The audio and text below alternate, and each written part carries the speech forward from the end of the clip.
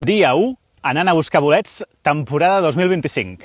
Conduint cap a Vallfogona del Ripollès, aparco al quilòmetre 107.5 de la carretera N260A i camino cap a la Serra de Milany.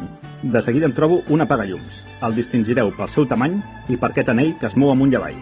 Literalment, els 3 primers passos d'entrar a aquest bosc de pins em començo a trobar rovellons. Malauradament, i com podeu veure, menjats per dins i per fora.